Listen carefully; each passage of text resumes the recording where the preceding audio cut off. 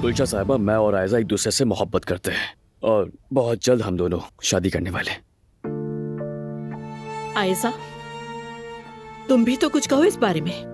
आयजा ने आपसे ये बात कई बार कही मगर आपने नहीं सुना। इसने अपनी मोहब्बत के बारे में आपको कई बार बताया। क्या आपने परवाह की? जब जब ये मेहमद के साथ होती थी, इसकी आंखों की चमक गायब हो जाती थी। आपने कभी महसूस किया? नहीं। तुम पागल हो गए हो उमर, बिल्कुल पागल हो गए हो तुम।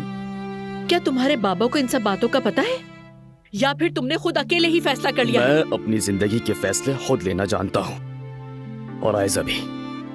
हम दोनों ही बालिग हैं और किसी की मंजूरी के मोहताज नहीं हैं। खुद को बालिग कहती हो मगर बर्ताव बिल्कुल बच्चों जैसा मगर ये फैसला सिर्फ तुम दोनों का नहीं है, बल्कि तुम्हारे इस फैसले का असर सब पर पड़ेगा। आयजा तुम्हारे कजन की मंगेतर है।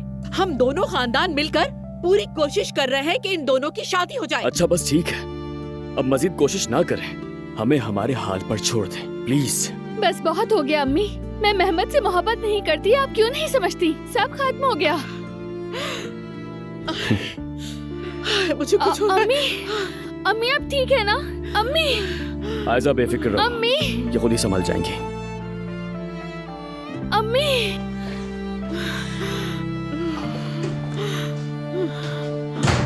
अम्मी, अम्मी, अम्मी आप ठीक है ना? अम्मी, तुम जानती हो कि तुम क्या कर रही हो? क्या पूछ रही हो? मुझे जवाब चाहिए इस बात का। अम्मी क्या आप उमर को डराने के लिए सब नाटक कर रही थी? आप कैसे बच्चों वाली हरकतें कर सकती हैं? यकीन नहीं आ रहा मुझे तो। बस कर दो अपनी सारी फजूल बातें। तुम्हारा तमाशा और नहीं चलेगा। तुम्हें उमर से कहना होगा कि ये नहीं हो सकता और कान खोल के सुन लो कि तुम्हारी शादी सिर्फ मेहमद से ही होगी। ये नामुमकिन है। मेहमद का मेरे लिए कोई वजूद नहीं, खासतौर पर उससे जो किया उसके बाद तो कुछ भी नहीं है। मैं उमर से मोहब्बत करती हूँ, आप मेरी इस फीलिंग को क्यों नहीं समझ रही हो? आयजा, आयजा वापस आओ।